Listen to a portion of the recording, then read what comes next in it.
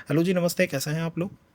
Guys, आपके chart के अंदर शुक्र जहाँ पर भी बैठे हुए हैं उनसे पिछले हाउस के अंदर प्लैनेट केतु का इन्फ्लुएंस आएगा और अगले हाउस के अंदर प्लैनेट सूर्य का इन्फ्लुएंस आएगा।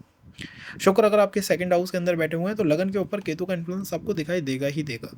और इस केतु के इन्फ्लुएंस की वजह से क्या होगा, इस केतु के इन्फ्लुएंस की वजह से कहीं ना कहीं सेपरेशन की वो टेंडेंसीज, सेपरेशन की वो ऊर्जा जो है वो चैनलाइज रहेगी। आप कई बॉलीवुड के चार्ट्स ऐसे देखेंगे जिसके अंदर दिक्कत बस ये हुई कि शुक्र से पीछे उनका सेवंथ हाउस का स्वामी आ गया लगन कुंडली के अंदर ही। तो ना पर्सन को उपद कुंडली बनानी है, ना दारा कारक देखना है, उसने एक बार शुक्र को देखा, शुक्र से बैकवर्ड हाउस में आते हुए सेवंथ हाउस के स्वामी को देखा, और वहीं उसने समझ लिया कि यार शुक्र से पीछे अगर सेवंथ हाउस का स्वामी आएगा तो उसके ऊपर केतु का इन्फ्लुएंस तो आएगा ही आएगा। क्योंकि केतु का इन्फ्लुएंस आएगा, केतु की वजह से सेपरेशन हो सकते हैं। केतु की पर्टिकुलर दशा में, उसकी सब दशा में, उसके नक्षत्र अधिपति की दशा में कहीं ना कहीं सेपरेशन को देखना पड़ सकता है। तो आपको शुक्र को देखना है, उससे पिछले हाउस को देखना है, उस हाउस के अंदर बैठे हुए प्लैनेट को देखना है, और अगर वहाँ पे कोई प्लैनेट नहीं बैठा हुआ है तो उस राशि को देखना है, उसके स्वामी को देखना है। उसकी वजह से आपके बहुत सारे कर्मास चैनलाइज रहते हैं, क्योंकि रिलेशनशिप में शुक्र ही है जो किसी पर्सन को लेके आता है। और शुक्र का बारे में एक पॉइंट है कि अगर शुक्र जो है वो एफ्लिक्टेड है या पीड़ित है आपके चार्ट के अंदर, तो आपको ज़्यादा से ज़्यादा रिलेशंस देने की कोशिश करेंगे।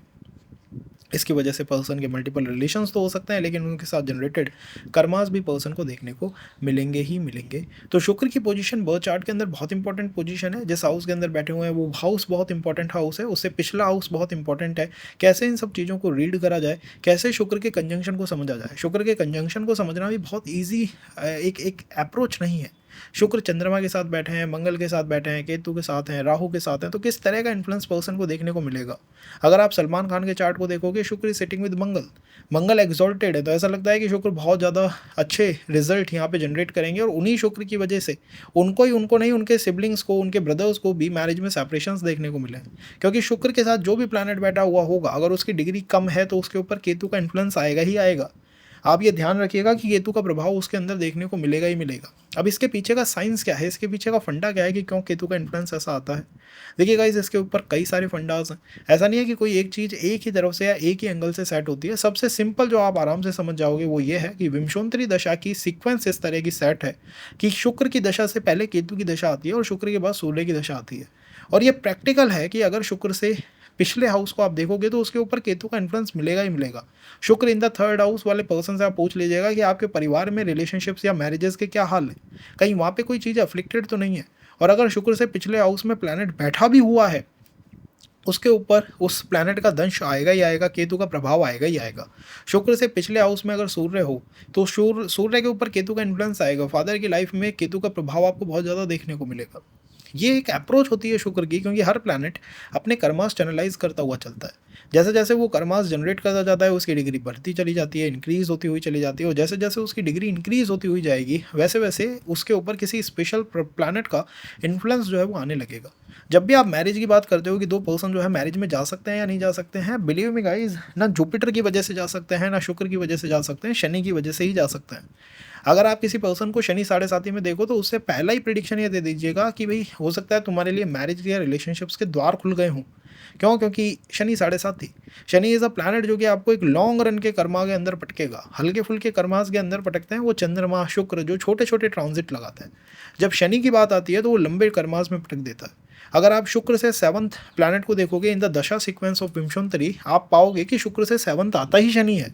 And that's what Maharshi Parashar says कि शुक्र से सप्तम भाव विवाह को लेके आता है, शुक्र से सप्तम भाव ही मैरिज कराता है, शुक्र से सप्तम भाव ही स्पाउस को लेके आता है। तो स्पाउस कोई किसी का बन सकता है या नहीं बन सकता है, इसमें शनि का बहुत गहरा प्रभाव जो है वो छुपा रहता है। क्योंकि आप एक लंबे समय तक किसी पर्सन के साथ, किसी जीव के साथ इंटरेक्ट तभी करोगे जब शनि का उसके ऊपर इन्फ्लुएंस आएगा। इसीलिए शनि को मैरिज में अवॉइड करना अपने आप में एक बहुत बड़ी अजीब सी ऊर्जा है कि आप शनि को अवॉइड करके मैरिज में जा नहीं सकते। क्योंकि किसी भी लंबे कर्म के लिए आपको शनि का प्रभाव जो है वो देखना पड़ेगा, इसे पड़ेगा। Shani is what, Shani is the काल। इस तरह शुक्र की अंडरस्टैंडिंग आपको रिलेशन के बारे में बहुत कुछ बता सकती है। पता क्यों करना चाहिए? पता इसलिए करना चाहिए कि आजकल सिचुएशंस जो हैं वो काफ़ी टफ हैं, काफ़ी टॉक्सिक हैं, और टफ टॉक्सिक के साथ साथ कहीं ना कहीं जीवन पे भी खतरा है। आप ऐसी कहानियों को देखोगे, कोई ड्रम के अंदर मिल रहा है, कोई फ्रीज के अंदर मिल रहा है, तो ये सब क्यों हो रहा है? इसके पीछे का रीज़न यही है कि भाई उनको तो पता नहीं है कि शुक्र उनका कहाँ है, बट आप तो जान सकते हैं। तो आइए शुरू करते हैं। तो शुक्र के बारे में सब कुछ आपको पता है कि शुक्र जो है रिलेशनशिप के कारक हैं। 2 राशियाँ हैं इनके पास, टॉरस है और लिब्रा है। मूल त्रिकोण राशि जो है शुक्र की, जहाँ से इनको मूल ऊर्जाएँ प्राप्त होती हैं वो है लिब्रा। लिब्रा तुला से मूल ऊर्जाओं को प्राप्त करता है। जैसे मैंने आपसे कहा कि शुक्र से सप्तम भाव मैरिज लेके आता है। शुक्र की एक राशि भी 7th राशि है और दशा सीक्वेंस में शुक्र से 7th हाउस पे हमेशा शनि का प्रभाव आएगा। शुक्र से सप्तम भाव पे शनि का प्रभाव आता ही आता है। किसी भी चार्ट के अंदर उठा के देख लीजिएगा, उन्हें भी हम कवर करेंगे। आई टोल्ड यू कि हम बहुत चीज़ों को बहुत डिटेल के अंदर कवर अप करने की कोशिश करेंगे। तो शुक्र से 7th हाउस बहुत इंपॉर्टेंट हाउस होता है। शुक्र से 2nd हाउस बहुत इंपॉर्टेंट होता है। शुक्र से पिछला हाउस जो होता है 12th हाउस, वो बहुत इंपॉर्टेंट होता है। अब कई लोगों को यही पॉइंट समझ नहीं आ रहा होगा कि शुक्र से 12th हाउस क्या है, 2nd हाउस क्या है। देखिए गाइस, एक बर्थ चार्ट जो है वो कुछ इस तरह दिखाई देता है। जहाँ पे भी प्लैनेट आपका बैठा होता है उससे जो पिछला होता है ना, जो आप बैकवर्ड में जाते हो, जिसमें आप एंटी क्लॉकवाइज जाते हो, वो होता है 12th, शुक्र से जस्ट पिछला। और जहाँ पे आप क्लॉकवाइज चलते हो, आगे की तरफ चलते हो, वो होता है 2nd। इसमें आपको शुक्र को काउंट में लेना होगा। अगर किसी पर्सन का शुक्र 4th हाउस के अंदर बैठा हुआ है लेट्स से, तो उसका 12th हाउस कहाँ पे आता है? इन द 3rd हाउस, पिछले हाउस की तरफ। शुक्र से आपको काउंट करना होगा, ये काउंटिंग शुक्र से की जाती है। अब इसके बारे में कुछ प्रिडिक्शन के पॉइंट इस तरह हैं कि शुक्र एक ऐसे प्लैनेट है जो रिलेशनशिप के बारे में आपको बताते हैं, उससे जनरेटेड कर्मास के बारे में आपको बताते हैं। अगर शुक्र से पिछले हाउस के अंदर प्लैनेट 7th हाउस का स्वामी बैठा हुआ है, भाई आपका एक बर्थ चार्ट है, उस चार्ट के अंदर 7th हाउस जो है आपके स्पाउस को रिप्रेजेंट करता है, इंडिकेट करता है। आपने देखा 7th हाउस का एक प्लैनेट है, 7th हाउस का एक स्वामी है, उसका जो प्लैनेट है अगर वो शुक्र से पिछले हाउस के अंदर जाके बैठ जाएगा तो उस प्लैनेट पे केतु का इन्फ्लुएंस आएगा। इसकी वजह से होगा क्या, या तो मैरिज में सेपरेशन आएगा, या जिस पर्सन के साथ आप रहोगे वो बहुत सारे ब्रेकअप्स को या रिलेशंस के इश्यूज को फेस करके बैठा हुआ पर्सन होगा। सेकंड प्रेडिक्शन पॉइंट ये हो सकता है कि शुक्र से 12th हाउस में जो भी प्लैनेट बैठा हुआ होता है उसके ऊपर केतु का इन्फ्लुएंस आता ही आता है। केतु का दंश उसे झेलना पड़ता है। इवन सलमान खान के चार्ट में आई टोल्ड यू, शुक्र प्लस मंगल, मंगल शुक्र से बैकवर्ड पिछला। मंगल क्या है? सिबलिंग्स का कारक है। सिबलिंग्स की मैरिज में भी इश्यूज दिखाई देगा अगर शुक्र प्लस मंगल बैठा हुआ है। थर्ड थिंग है, शुक्र के पीछे जो भी प्लैनेट होगा, अगर शुक्र के बैकवर्ड में, शुक्र से 12th हाउस में प्लैनेट इंक्रीज होते हुए जा रहे हैं, तो आप ये बात समझ लीजिएगा कि इस पर्सन के आसपास कहीं ना कहीं ऐसे लोग बहुत ज़्यादा होंगे जिन्होंने रिलेशंस के अंदर ट्रॉमास को या टॉक्सिक कंडीशंस को झेला है। और ऐसे आपको चार्ट्स, बहुत सारे पैसे वाले चार्ट्स दिखाई देंगे जिनके अंदर मतलब जिनके पास बहुत पैसा है ना, ऐसे लोग आपको दिखाई देंगे कि उनके शुक्र से 12th हाउस में प्लैनेट्स बहुत ज़्यादा हैं। This is itself like a Rajyoga, but Rajyoga with the condition कि इस पे केतु का प्रभाव झेलना ही झेलना पड़ेगा पर्सन को। तो होता है ना कई बार कि भाई बहुत कुछ है जो सेटल्ड है, लेकिन ये जो पार्ट है ये लाइफ का सेटल्ड पार्ट नहीं हो पा रहा है, ये बन ही नहीं पा रहा है। फोर्थ पॉइंट में आप क्या कह सकते हो? आप कह सकते हो कि शुक्र से अगर बैकवर्ड हाउस में, पिछले हाउस के अंदर लगन का स्वामी आके बैठ गया, भाई आपकी एक लगन भी तो होगी, उस लगन का कोई स्वामी होगा, अगर वो शुक्र से पिछले हाउस में बैठ गया उस पर भी केतु का प्रभाव आएगा। हो सकता है पर्सन की इच्छा ना हो मैरिज की तरफ जाने की, जब भी शुक्र से बैकवर्ड हाउस में लगन का स्वामी आपको देखने को मिलेगा। तो शुक्र एक ऐसे प्लैनेट है जो जिस हाउस में बैठते हैं उसको तो इन्फ्लुएंस करते ही करते हैं, उससे अगले हाउस, पिछले house, 3rd, 4th, 5th, 7th सबको इन्फ्लुएंस करते हैं। और नई नई बातें आपको about the relationship, about the marriage बताने की कोशिश करते हैं कि भाई तुम्हारे इन प्लैनेटों के साथ कर्मा है। आपको समझना इसलिए चाहिए क्योंकि कोई दूसरा पर्सन आपको रेस्क्यू करने कभी भी नहीं आएगा। इवन अगर आप इस सेशन को भी देख रहे हो और आप कहो कि हम आपको रेस्क्यू करने आ जाएं, वो नहीं होगा।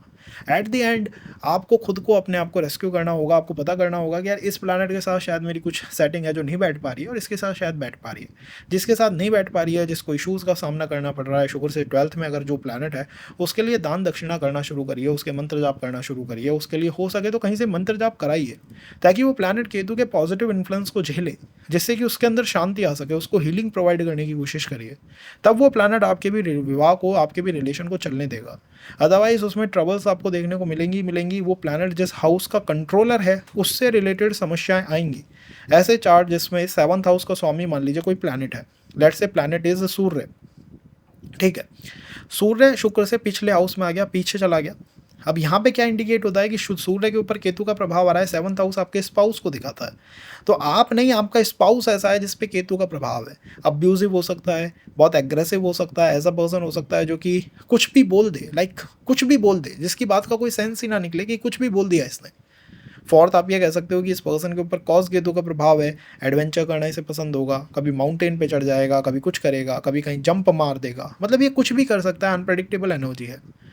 और केतु का प्रभाव आ रहा है इस वजह से, सेपरेशन, डिटैचमेंट इसकी लाइफ की एक कॉल है, वो बार बार इसके अंदर से रिफ्लेक्ट करती रहती है। इन सबको हमने प्रिडिक्ट कर दिया विद सिंपल थिंग, शुक्र से बैकवर्ड में। क्या ये पूरी तरह इसी तरह फलित होगा? हाँ, ये इसी तरह फलित होगा, लेकिन इसमें भी चेंजेस आ सकते हैं, क्योंकि हर पर्सन कुछ ना कुछ उपाय करता रहता है। कभी कोई कुछ मैनिफेस्ट करता रहता है, कभी कोई मंत्र जाप करता रहता है। तो मान लीजिए अगर कोई कुछ कर रहा है तो वो बच जाएगा, नहीं कर रहा है तो ये इन्फ्लुएंस उसे देखने को मिलेंगे ही मिलेंगे। अब बात आती है शुक्र के कंजंक्शंस की, कि शुक्र के साथ कंजंक्शंस किस तरह होते हैं। तो इसके अंदर हम कंजंक्शंस को बहुत ब्रीफ में डील करेंगे। इन द सेकंड हम कंजंक्शंस को बहुत डिटेल के अंदर डील करेंगे। तो शुक्र प्लस मून का कंजंक्शन बहुत बहुत फेमस कंजंक्शन है। शुक्र और चंद्रमा जब एक दूसरे के साथ होंगे, और ये एक ऐसी पोजीशन है जो अगर आर्टिस्टिक ट्रेड्स की बात की जाए तो इससे ज़्यादा कोई बड़ी पोजीशन हो नहीं सकती, क्योंकि दोनों ही प्लैनेट आर्टिस्टिक ट्रेड्स के प्लैनेट हैं। दोनों का ही तत्व सेम है, जल तत्व है। जल तत्व जैसे ही चार्ट के अंदर इंक्रीज करेगा, पर्सन आलसी हो जाएगा, लेजी हो जाएगा, और इसी के साथ साथ इमेजिनेशंस में जीने वाला हो जाएगा। वो इमेजिनेशंस के अंदर ही लगा रहेगा। जल तत्व से जुपिटर का बहुत गहरा कनेक्शन है, क्योंकि जुपिटर प्लैनेट मून के ही अंदर एग्जॉल्ट करते हैं। तो मून और वीनस का संबंध इटसेल्फ से कि इनके घर के अंदर इनके जो ग्रैंडफादर होंगे उनकी पोजीशन बहुत इंपॉर्टेंट पोजीशन रही होगी या है। और कहीं ना कहीं मदर, शुक्र धन का कारक है, चंद्रमा के साथ जुड़ा हुआ है। तो मदर जो है वो एक वर्किंग फीमेल हो सकती है, मतलब कोई ना कोई कार्य कर रही है, ये कहा जा सकता है। Van ever moon sets with Venus. Degrees बहुत मैटर करती हैं, कि डिग्री किस प्लैनेट की कम है। अगेन रिमेंबर, डिग्रीज मैटर करती हैं। कई बार मून और वीनस प्लैनेटरी वॉर में आ जाते हैं। डिग्री इतनी कम है कि दोनों एक दूसरे से लड़ाई करने में आ गए। लड़ाई करें या ना लड़ाई करें, लेकिन इनकी रिलेशनशिप में इनके मदर का इन्फ्लुएंस आएगा ही आएगा। मतलब वो नो इफ नो बट, वो इन्फ्लुएंस आएगा ही आएगा। और अगर आप कहीं मदर की फैमिली की बैकवर्ड लाइनेज को उठा के देखोगे तो मून पे केतु का इन्फ्लुएंस देखने को मिलेगा। तो या तो हो सकता है कि मदर को रिलेशंस में बहुत ट्रबल रही हैं, या आप कह सकते हैं कि मदर की फैमिली के अंदर लाइनेज में ही कुछ ऐसा है, पीछे ही कुछ ऐसा चला आ रहा है, जिससे कि किसी ना किसी फैमिली को किसी न किसी पर्सन को in the mother family troubles का सामना करना पड़ा है। मून वीनस की वजह से वैसे भी आप जिन लोगों से टकराओगे वो ऐसे ही होंगे जिनमें केतु का प्रभाव बहुत ज़्यादा है, किसी सेपरेशन को झेल के आ रहे हैं, डिटैचमेंट रहा है, अलोन महसूस करते हैं, केतु की दशा में है। या फिर आप कह सकते हो कि कॉज ऑफ केतु, मतलब हीलिंग देना आपका एक तरह से कार्य हो जाएगा, कि मतलब आप एक healer type of energy moon और वीनस आपको प्रदान करते हैं। क्या ये अलाइनमेंट बहुत अच्छी अलाइनमेंट है? कई चार्ट्स के अंदर ये बहुत अच्छी बन जाती है अगर आप अपने आप को कंट्रोल कर लें तो। कंट्रोल कर लें तो, क्योंकि शुक्र और चंद्रमा में कंट्रोल नाम की कोई चीज़ नहीं होती है। इसके बारे में रिमेंबर A.V. सुंदरम जो है उन्होंने अपनी एक बुक के अंदर लिखा था अबाउट द नाड़ी इनसाइट, कि शुक्र और वीनस के कंजंक्शन में सब कुछ अच्छा है, दिक्कत बस एक ही है कि इनकी लाइफ में जब भी कुछ इंपॉर्टेंट हो रहा होगा कोई ना कोई फीमेल एंटर करेगी, और उसकी वजह से बहुत अपॉर्चुनिटीज़ इनके हाथों से जा सकती है। तो एक ये नेगेटिव इन्फ्लुएंस है ऑफ मून और वीनस, जिसका थोड़ा सा यहाँ पे पर्सन को ध्यान रखना चाहिए। इसके अलावा बहुत डिपेंड करता है कैसी वो कनेक्शन है, कैसी उनकी ऊर्जाएँ हैं। ओवरऑल आपको जो पर्सन मिल सकता है उस पर कॉज केतु का इन्फ्लुएंस बहुत ज़्यादा है। थोड़ा सा वो नेचर होता है ना केतु का, कि वो विद्रोही नेचर, ऐसा पर्सन देखने को मिल सकता है। इवन मदर के अंदर भी वो डोमिनेंस रिफ्लेक्ट कर सकता है। और कहीं ना कहीं आप कह सकते हैं कि जिस भी पर्सन के साथ आप कनेक्ट करोगे उसके ऊपर भी वीनस का मून का इन्फ्लुएंस आएगा। हो सकता है उनकी सिस्टर हो, या हो सकता है उनके घर के आसपास कोई नदी हो, कोई रिवर हो, और अगर वो रिवर पॉल्यूटेड है, नदी पॉल्यूटेड है, या वाटर सोर्स पॉल्यूटेड है तो बचना चाहिए। और वाटर सोर्स ठीक है तो आप ये मान सकते हैं कि यहाँ चीज़ें सिचुएशंस जो है वो काफ़ी बेटर बन के, काफ़ी रिफाइंड बन के बाहर निकल के आ सकते हैं। तो ओवरऑल तो इसी पॉइंट को हम इसमें कवर करेंगे। ओवरऑल जो आपको पर्सन मिलेगा काफ़ी क्रिएटिव होगा, और कहीं ना कहीं काफ़ी ऐसे चार्ट्स मैंने देखे हैं मून और वीनस की वजह से पर्सन जो है हाथ पे कुछ बनवा के रखता है, हाथ के ऊपर कुछ ना कुछ, मतलब कोई ड्राइंग दिखाई देगी, टैटू दिखाई देगा, कुछ ना कुछ ऐसा मून और वीनस का वहाँ रिफ्लेक्ट करेगा ही करेगा। अगर बहुत स्ट्रॉन्ग ये कॉम्बिनेशन बन गया है किसी के चार्ट के अंदर, वाटर साइन के अंदर बन गया है, तो इनकी फैमिली में कोई फीमेल ऐसी ज़रूर होगी जिसको मैरिज में ट्रबल्स का सामना करना पड़ा है। अगर हम मून और मंगल की बात करें तो मंगल और वीनस की बात करें तो मंगल और वीनस के अंदर आप ये मानते हैं कि मंगल और वीनस अगर एक साथ हों तो एस्ट्रोलॉजर, अगर आप चार्ट मैचिंग के लिए जा रहे हो तो आपके चार्ट को रिजेक्ट कर सकते हैं। वो आपके सामने वाले पर्सन से यही कहेंगे कि ये व्यभिचार योग है, ये एक ऐसा योग है जिसमें पर्सन बहुत मल्टीपल रिलेशंस बनाएगा। एक तरह से एक रिजेक्शन का योग है ये मंगल और वीनस का। क्या ऐसा होता है? वेल, ये नहीं होता है। मंगल और वीनस की वजह से ऐसा नहीं होता है कि पर्सन बहुत सारे कनेक्शंस को बनाने लग जाए, लेकिन अगेन द थिंग इज़ कि मंगल पे केतु का इन्फ्लुएंस आ सकता है, और क्योंकि मंगल पे केतु का इन्फ्लुएंस आएगा इस वजह से दिक्कत यहाँ इस तरह की बन के निकलेगी कि आपकी ऊर्जा, आपकी पर्सनैलिटी इस तरह से रेडिएट करेगी जिसमें एक्सट्रीम का मांगलिक दोष होगा। आप या तो अपने ईगो के सामने किसी पर्सन को टिकने नहीं दोगे, या फिर आपका एंगर, एग्रेसिव वो ऊर्जाएं मंगल की, वो किसी पर्सन को टिकने नहीं देंगी। तो जैसा मैंने कहा कि डिपेंड करता है कि डिग्री किसकी ज़्यादा है। अगर मंगल की डिग्री ज़्यादा है, मंगल शुक्र से आ गया है, तो उस पर सूर्य का प्रभाव आ जाएगा, कंट्रोल्ड हो जाएगा। और अगर पीछे आ गया मंगल, शुक्र है 20 डिग्री और मंगल है 15 डिग्री, अब इस मंगल पे केतु का प्रभाव रहेगा। केतु की वजह से सेपरेटिव टेंडेंसीज रहेंगी, और कहीं ना कहीं ये पर्सन अपने आप को किसी युद्ध में रख पाएगा कि मैं हमेशा एक बैटल में रहता हूँ, हमेशा मेरे जीवन के अंदर एक युद्ध चलता रहता है, और जब ये सारे युद्ध खत्म हो जाएंगे ना, तब मैं मैरिज में जाऊँगा, तब मैं कोई सीरियस रिलेशन बनाऊंगा। This is the issue with Mangal and Venus. इसकी वजह से सिबलिंग्स को, आई टोल्ड यू, सिबलिंग्स की लाइफ के अंदर भी उनको भी वो सेपरेशंस का सामना करना पड़ सकता है। बट जिस भी पर्सन से मिलोगे उसके अंदर वो मेष की, स्कॉर्पियो की, दोनों की ऊर्जाएं रिफ्लेक्ट करेंगी। कहीं ना कहीं पर्सन बोल्ड होगा, इनिशिएटिव्स को लेने वाला होगा, और स्कॉर्पियो की वजह से मिस्टीरियस भी हो सकता है, देखने को मिल सकता है। जिस भी पर्सन के साथ आप कनेक्ट करेंगे, जिस भी फीमेल के साथ आप कनेक्ट करेंगे, वो बोल्ड नेचर होगा उनका, और कहीं ना कहीं रेप्यूटेटेड एक ऐसी पर्सनैलिटी होंगी जिनके अंदर वो ऊर्जा जो है वो रेडिएट करती रहती है। तो जिस भी पर्सन के साथ आप कनेक्ट करने जा रहे हो, वो कोई प्लेयर हो सकता है, मतलब कोई गेम खेलने वाला पर्सन हो सकता है, या फिर कोई ऐसा पर्सन हो सकता है जिसके अंदर ऊर्जा रेडिएट करती रहे, जिसके अंदर से हमेशा कुछ नया करने की, कुछ नया करना है, आज कुछ नया करके मानेंगे, इस तरह की ऊर्जा यहाँ बहुत रिफ्लेक्ट करती हैं। हाउस का जो डायरेक्शन है, आपके पार्टनर के हाउस का डायरेक्शन, क्वाइट पॉसिबल होता है कि वो साउथ की तरफ हो, या घर के आसपास कोई प्लॉट जो है, कोई ज़मीन जो है वो खाली पड़ी हुई हो। That is also possible when Mangal and Venus both connect.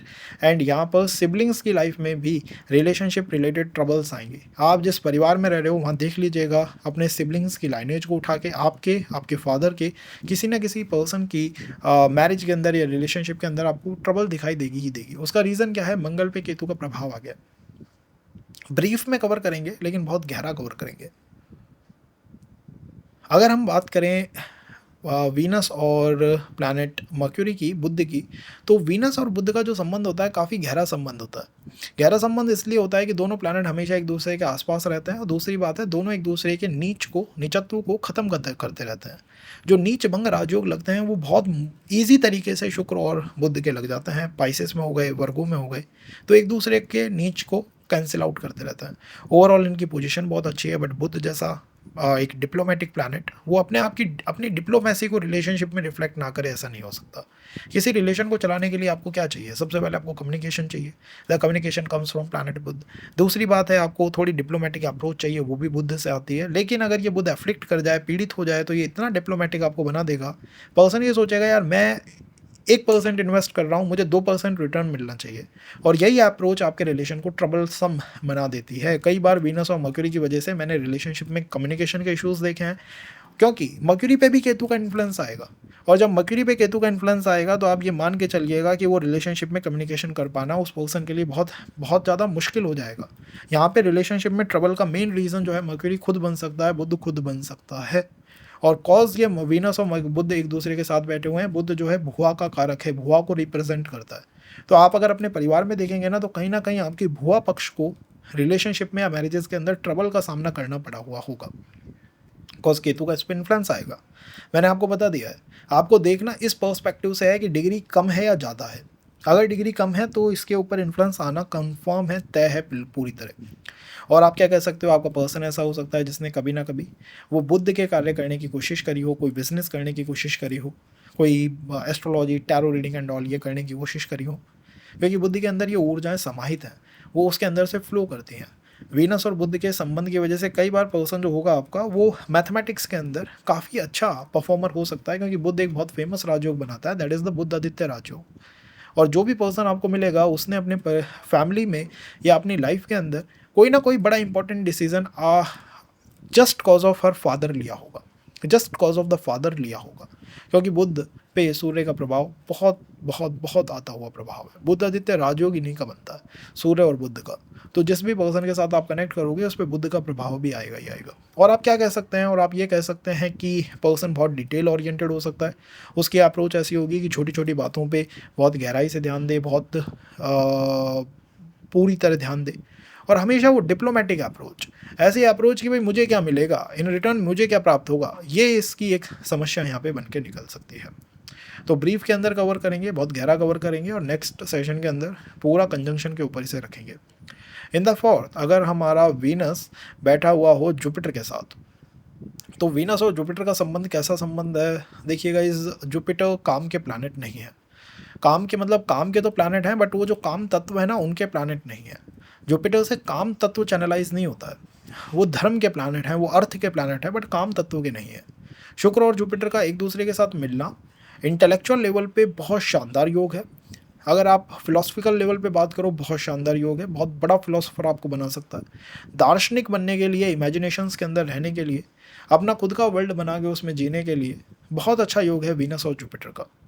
Jupiter से कहीं ना कहीं सामाजिक विवाह भी आते हैं। तो अगर आपका वीनस ज़्यादा डिग्री पे है और जुपिटर कम डिग्री पे है, तो इस जुपिटर के नेगेटिव इन्फ्लुएंस भी देखने को मिल सकते हैं कि जब भी समाज की आवश्यकता होती है, सोसाइटी का अप्रिसिएशन चाहिए, सोसाइटी का एक्सेप्टेंस चाहिए, वो हमें नहीं मिल पाता। That is also possible when Venus and Jupiter एक दूसरे के साथ बैठते हो, क्योंकि जुपिटर के ऊपर केतु का इन्फ्लुएंस आएगा ही आएगा।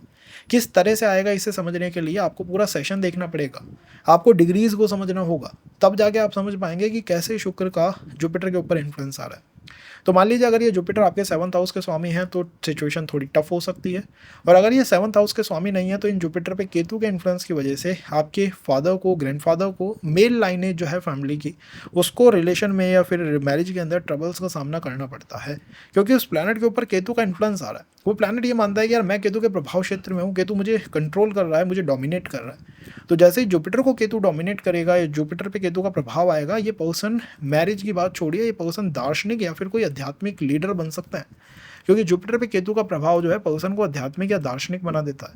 हो सकता है रिलेशन आपके लिए एक ट्रैप की तरह हो, कोई रिलेशन फेल करा और पर्सन जो है वो आध्यात्मिक या दार्शनिक बन गया। आप अपने स्पाउस के या पार्टनर के बारे में क्या कहोगे? देखिए, जुपिटर का इन्फ्लुएंस तो पार्टनर पे भी आएगा। कॉज ऑफ जुपिटर का इन्फ्लुएंस पर्सन ऐसा हो सकता है जो कि और लोगों के लिए डायरेक्शन को सेट करे, तुम्हें ये करना है, तुम्हें वो करना है, और लोगों को बताने की कोशिश करे कि किसको क्या कार्य करने हैं। आपको उन बॉडी का स्ट्रक्चर जुपिटर जैसा दिखाई देगा कि हमेशा एडवाइस देने वाला पर्सन है।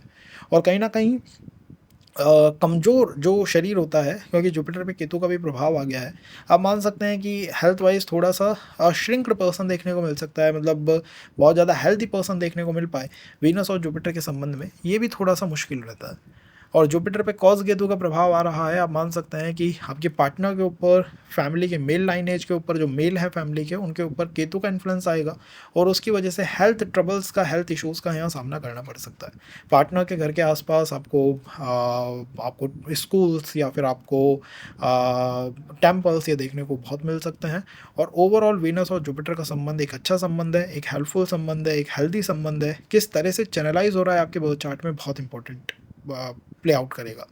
मान लीजिए कि आपका जुपिटर 7th हाउस का स्वामी है तो ट्रबलसम है, और अगर ये जुपिटर 7th हाउस का स्वामी नहीं है तो फिर ये आपके लिए ठीक है। आप इस जुपिटर का यूज़ करके, उसकी दार्शनिक एनर्जी का यूज़ करके, उसकी फिलोसफिकल साइड का यूज़ करके अपने रिलेशंस को बेटर कर सकते हो when Venus and Jupiter they both are together.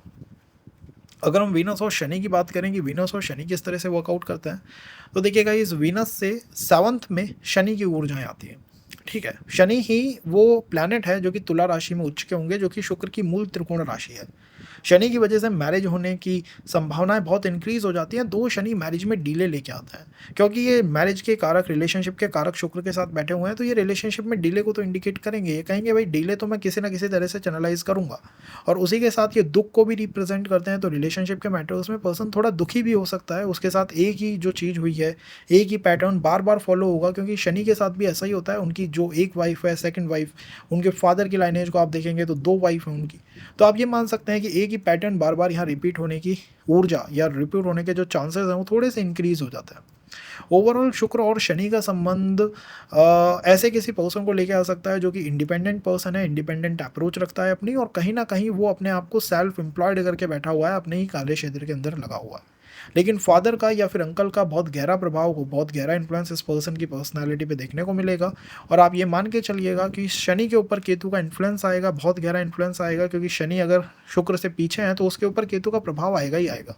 इससे दिक्कत ये होगी कि या तो आपके अंकल क्षेत्र में कोई ऐसा पर्सन होगा जिनकी कभी मैरिज नहीं हुई या उनको रिलेशनशिप रिलेटेड इशूज़ आए हैं, या फिर ऐसा होगा कि शनि और केतु की वजह से आप किसी रिलेशन के अंदर ट्रैप में आ गए, फेल हो गया, और उसके बाद आपका फिर किसी और संबंध में जाने का मन ही नहीं करता। बिकॉज केतु का प्रभाव अगर किसी प्लैनेट के ऊपर आ गया है तो वो पूर्ण रूप से एक सेपरेशन की ऊर्जा को चैनलाइज करेगा। अगर आप ऑफिस के अंदर किसी पर्सन के साथ संबंध में आते हैं तो बहुत सोच समझ के बहुत ध्यान से उस संबंध को बनाइएगा, क्योंकि ये संबंध मरण कर सकता है या तरण कर सकता है। मतलब या तो आपको ये ऐसे ट्रैप में डालेगा कि आपका मैरिज के टुवर्ड पूरी इच्छाएं खत्म हो जाएगी, या फिर ऐसी ऊर्जा के अंदर डालेगा कि आप उसके अंदर बह के आगे निकल जाओगे। मतलब एक सिचुएटेड स्थिति में आ जाओगे कि ठीक है यार, इसी पर्सन के साथ मेरा विवाह हो गया, क्योंकि यहाँ पर इस प्लैनेट के ऊपर केतु का बहुत गहरा इन्फ्लुएंस है। तो वर्क लाइफ से अगर कुछ भी होगा तो वो आपके रिलेशनशिप को ट्रबल सम कर सकता है, प्रॉब्लमेटिक बना सकता है। और आप क्या कह सकते हैं शुक्र और शनि के बारे में? शुक्र और शनि की वजह से पर्सन के 32 के अराउंड अराउंड और 28 के अराउंड अराउंड संबंध बनने के चांसेस बहुत स्ट्रांग हो जाते हैं। किस तरह के संबंध आपके अंकल्स के, आपके फादर्स के हैं, ये बहुत आपको रिप्रेजेंट करेगा, रिफ्लेक्ट करेगा अपनी रिलेशनशिप या अपनी मैरिज लाइफ के बारे में जानने में, समझने में। और ओवरऑल शुक्र और शनि का संबंध एक अच्छा संबंध है, लेकिन जैसा मैंने कहा कि हर चीज़ को आप इतनी ईजी तरीके से नहीं समझ सकते, क्योंकि प्लैनेटों की डिग्रीज होती है। तो अगर शुक्र की डिग्री ज़्यादा है, शनि की डिग्री कम है, शनि पीछे है शुक्र से, तो फिर ये ट्रबल सम इंडिकेशन हो सकती है अगर ये शनि लगन का स्वामी हो गए या फिर ये 7th हाउस के स्वामी हो गए। तो इन चीज़ों का भी हमें कहीं ना कहीं ध्यान रखना चाहिए इन द मैटर्स ऑफ शुक्र और सूर्य का संबंध। वैसे देखिए, सूर्य जो है वो सेपरेशन के कारक हैं। जब भी किसी कारक के साथ प्लैनेट सूर्य बैठते हैं वो उस कारक को डोमिनेट करने की कोशिश करते हैं। इसी को हम कहते हैं कि सूर्य के आसपास एक ऑर्ब है, जैसे कोई प्लैनेट उस ऑर्ब के अंदर प्रवेश करेगा वो अस्त हो जाएगा, कंबस्ट हो जाएगा। अगर यहाँ पे शुक्र कंबस्ट हो गए हैं तो सिचुएशन थोड़ी अलग होगी। अगर कंबस्ट नहीं हुए हैं तो शुक्र यहाँ पे अपनी अपनी अस्तित्व, अपने इंडिपेंडेंस के लिए एक तरीके फाइट करते हैं सूर्य के साथ। अच्छे होने में ये योग काफ़ी धन जनरेट कर सकता है, क्योंकि सूर्य और शुक्र का संबंध आपको सरकार से बड़े बड़े टेंडर्स दिला सकता है। गवर्नमेंट जॉब के लिए एक बहुत अच्छा संबंध होता है शुक्र का सूर्य के साथ जुड़ जाना, सरकार से आते हुए पैसे को इंडिकेट करता है। वहीं अगर ये एक दूसरे के खिलाफ हो गए, विपरीत हो गए, तो यहाँ पर सूर्य की वजह से शुक्र डोमिनेट होता हुआ फील करेंगे। हो सकते हैं आपके फादर, आपकी सोसाइटी, आपका आस पड़ोस, आपका स्टेटस आपकी रिलेशनशिप को डोमिनेट कर जाए। आप अपनी रिलेशनशिप के बारे में सोचें अपने सूर्य की ऊर्जाओं की वजह से कि मेरे फादर इसके बारे में क्या सोचेंगे, इसका कैसा इंपैक्ट मेरे फादर की इमेज पे रहेगा, मेरे रिलेशनशिप का स्टेटस किस तरह से रिफ्लेक्ट करेगा सोसाइटी के अंदर। यही चीज़ें हमारे माइंड को, हमारी थिंकिंग को, हमारे क्वेश्चंस को जो है वो चेंज करती रहती हैं, उन्हें शेप करती रहती हैं। तो जब भी हम हमारे रिलेशंस को जानना चाहेंगे, सूर्य को उसके अंदर हमें काउंट करना ही करना पड़ेगा। मैंने आपको बताया है कि सूर्य शुक्र से अगर पीछे होंगे, 12th होंगे, मतलब सूर्य की डिग्री कम है, शुक्र की डिग्री ज़्यादा है, तो आप ये समझ सकते हैं कि इस डिग्री डिफरेंस की वजह से सूर्य पे केतु का प्रभाव आएगा ही आएगा।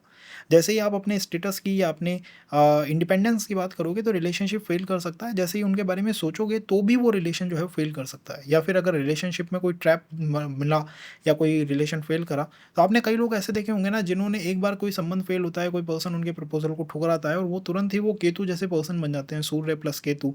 फिर वो सरकार की तरफ चले जाते हैं, गवर्नमेंट में बड़े ऊंचे पदों पे चले जाते हैं, या फिर कोशिश करते हैं कि अपने स्टेटस को रिफ्लेक्ट करेंगे, वापस से मजबूत बनेंगे। इवन कई गाने भी ऐसे बने हुए हैं कि भाई एक बार वो पर्सन फेल हुआ और उसके बाद उसने क्या धरती फाड़ दी, उसने सिविल सर्विसेज निकाल दी उसने। तो ये सब जो है वो सूर्य और शुक्र की ही बदौलत हमें कहीं ना कहीं देखने को मिलता है। आप फादर के ऊपर भी केतु का प्रभाव रिफ्लेक्ट होता हुआ पाएंगे ही पाएंगे। आप ये महसूस करेंगे कि फादर के ऊपर कॉस केतु का प्रभाव है। फादर की या तो स्पीच अच्छी है, ऐसी है जिससे सेपरेशन आ जाता है, उनकी बोलना इस तरह का है जिससे वो सेपरेशन को खींच लाते हैं, या फिर कहीं ना कहीं ये सूर्य आपके फादर को या आपके अंकल को रिलेशनशिप में किसी ट्रबल को इंडिकेट कर सकता है कि उनके साथ रिलेशनशिप में या मैरिज में ट्रबल्स रही हैं, या फिर मदर, या फिर जो आप कह सकते हैं कि आपकी आंट हो गई, मतलब फादर अंकल की वाइफ हो गई, उनको कहीं ना कहीं हेल्थ रिलेटेड इश्यूज फेस करने पड़े हैं। इसको भी यहाँ कहा जा सकता है। अबाउट द पर्सन तो आप समझ सकते हो ना, पर्सन के ऊपर तो सूर्य का रिफ्लेक्शन आएगा ही आएगा, उसकी फेस पे, उसके लुक्स पे सूर्य आपको दिखाई देगा। ऐसा दिखाई देगा कि ये पर्सन नहीं है, ये साक्षात सूर्य है। ऐसा पर्सन हो सकता है जिसके स्कैल्प में हेयर रिलेटेड इश्यूज हों, जिसको हमेशा अपने फादर का डोमिनेंस अपनी पर्सनालिटी में, अपनी लाइफ के अंदर फील करना हो, जो आपको अपने फादर के साथ बार बार कंपेयर करे। या कोई ऐसा पर्सन हो सकता है जो कि स्टेटस, जिसकी मेन कॉल ही स्टेटस है कि भाई जो कुछ भी है दुनिया में वो स्टेटस है। यहाँ पर संबंध बनने की भी संभावनाएं या तो किसी कैपिटल सिटी में होती हैं, या किसी ऐसे एरिया के अंदर होती हैं, ऐसे क्षेत्र के अंदर होती हैं जो कि स्टेटस जिसको बहुत ज़्यादा रूल करता है, डोमिनेट करता है। अगर हम शुक्र और राहु की कंजंक्शन की बात करें तो शुक्र और राहु का कंजंक्शन बड़ा स्पेशल कंजंक्शन है, चाहे ये लगन कुंडली में बने या नवमांश कुंडली के अंदर बने। राहु जिसकी भूख अनंत है, राहु जो देवताओं का एक तरह का विरोधी प्लैनेट है, दानवों का मिनिस्टर है, और शुक्र जो दानवों के गुरु हैं, तो गुरु और मिनिस्टर के संबंध की वजह से ऐसे लोग सिविल सर्विसेज में बहुत अच्छा कर सकते हैं। ऐसे लोगों के मल्टीपल रिलेशंस हो सकते हैं। ऐसे लोगों का संबंध इवन इनकी कंट्री, इनके आसपास की रीच से भी बाहर हो सकता है। राहु एक मिस्टीरियस प्लैनेट है, हिडन प्लैनेट है, सीक्रेटिव प्लैनेट है, तो सीक्रेटिव रिलेशंस बहुत सारे देखने को मिलेंगे। ओवर द कॉल बनते हुए रिलेशंस यहाँ बहुत ज़्यादा देखने को मिलेंगे। और जैसे जैसे समाज ग्रो करेगा या फिर जैसे जैसे टेक्नोलॉजी ग्रो करेगी, वैसे वैसे इनके संबंध भी ग्रो करते हुए चले जाएंगे। अगर ये टेक्नोलॉजी को अपना एक तरह का साधन बना लेते हैं तो इनके संबंध आपको बहुत ज़्यादा देखने को मिलेंगे। लेकिन यहाँ पर भी राहु इनको ट्रबल देगा, cause Rahu is a planet जिसके ऊपर केतु का इन्फ्लुएंस आएगा इस कंजंक्शन में। कॉज उस पर केतु का प्रभाव आएगा। ऐसे लोग बार बार ये सोचेंगे कि इस रिलेशन में रहूं या चला जाऊं, रहूं या छोड़ दूं, रहूं या छोड़ दूं। ये जो कन्फ्यूज़न है ना, ये राहु और शुक्र में कभी दूर नहीं हो सकता।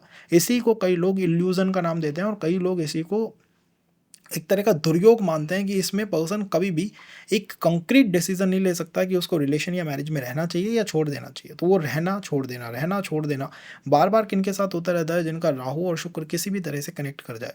अगर पर्सन की बात करते हैं कि पर्सन कैसा होगा, तो पर्सन में आप ये मान के चलिएगा कि उसको टीथ रिलेटेड इशूज़, टीथ में गैप या कुछ ऐसा जो कि उसके चेहरे पे लगे हुए किसी तिल को, किसी मार्क को इंडिकेट करता है, देखने को मिलेगा ही मिलेगा। और सूर्य का नकारात्मक या सकारात्मक प्रभाव जो है उस पर्सन की लाइफ के अंदर आएगा ही आएगा। ऐसा हो सकता है जिसको अपने फादर से इश्यूज़ हों, ऐसा कोई पर्सन हो सकता है जो अपने फादर से बहुत ज़्यादा प्रेरित हो, उनका जैसा बनना चाहे, उनके ही कदमों के ऊपर चलना चाहे। तो आप किसी भी तरह मान सकते हैं कि पॉजिटिव आएगा या नेगेटिव आएगा, लेकिन influence of the father, the Surya, कहीं ना कहीं रिफ्लेक्ट करेगा ही करेगा इस चार्ट के अंदर। अगर हम राहु की जगह केतु के बारे में बात करें कि केतु और शुक्र एक दूसरे के साथ कनेक्टेड हो, तो केतु और शुक्र का संबंध आप कैसा संबंध मानेंगे। केतु एक ऐसे प्लैनेट हैं जो कि भोग से बिल्कुल परे हैं, और शुक्र एक ऐसे प्लैनेट हैं जो कि मूल स्वामी ही भोग के हैं। इन दोनों के बीच का कोई तारतम्य दिखाई नहीं देता।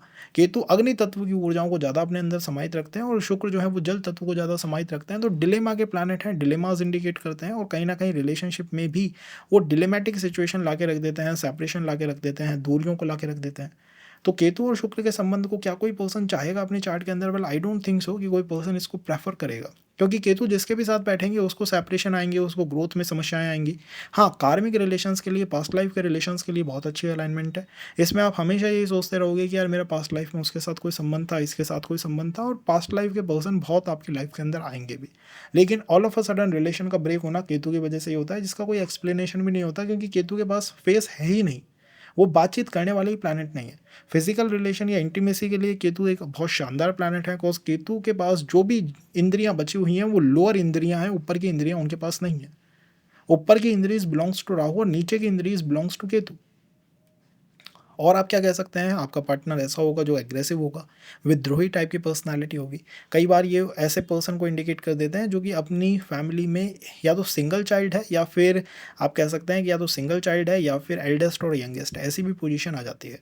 या कोई ऐसा पर्सन है जो कि पैम्पर नहीं हो पाया है, कॉज केतु हमेशा वो भूख दिखाते हैं जिनकी वो पैम्परिंग नहीं हुई है।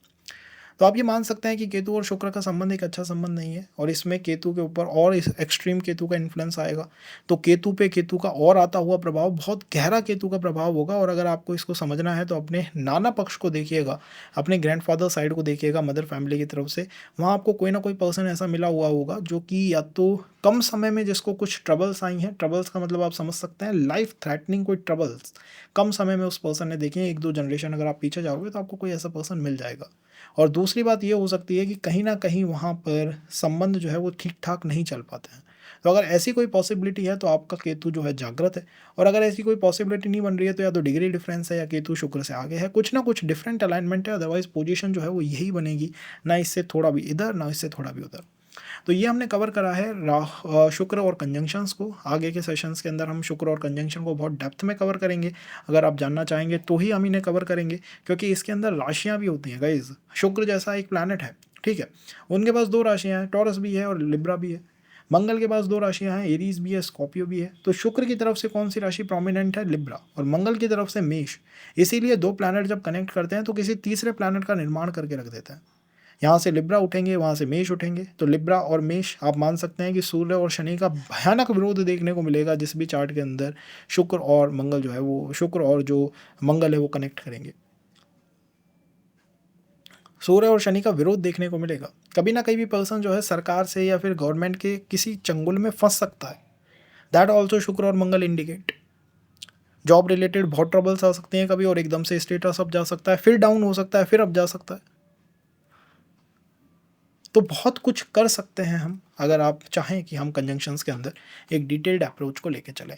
वापस से चलते हैं 12 हाउसेस की तरफ कि शुक्र 12 हाउसेस में बैठे हुए होंगे तो किस तरह का इन्फ्लुएंस आपको ला के देंगे। इफ़ शुक्र is sitting in the first house के अंदर बैठे हुए शुक्र आपकी पर्सनालिटी के अंदर तो शुक्र रिफ्लेक्ट करेगा ही करेगा, इसका तो इफ और बट है ही नहीं कि पर्सनालिटी में शुक्र आएगा ही आएगा। केतु का प्रभाव आपके 12th हाउस की तरफ बहुत गहरा आएगा। तो 12th हाउस क्या है? 12th हाउस विदेश है, 12th हाउस फॉरेनर्स का हाउस है। 12th हाउस के अंदर वो सारी चीज़ें हैं जिसके अंदर लेट गो होता रहता है। शुक्र सिटिंग इन द लगना इटसेल्फ इज अ इंडिकेशन कि ये पर्सन मोक्ष को प्राप्त कर सकता है, क्योंकि अगर शुक्र का प्रभाव आपकी लगन के ऊपर आ रहा है आपको अच्छा खासा लुक दे सकते हैं, लेकिन इसी के साथ साथ रिलेशनशिप्स भी एक से अधिक लेके आएंगे। और जो भी रिलेशनशिप्स होंगी उनमें आप या तो इनिशिएटिव डालने का कोशिश करोगे कि मैं इनिशिएट करता हूँ चीज़ों को। अगर आप उन्हें इनिशिएट करोगे तो हो सकता है प्रपोजल्स फेल कर जाए।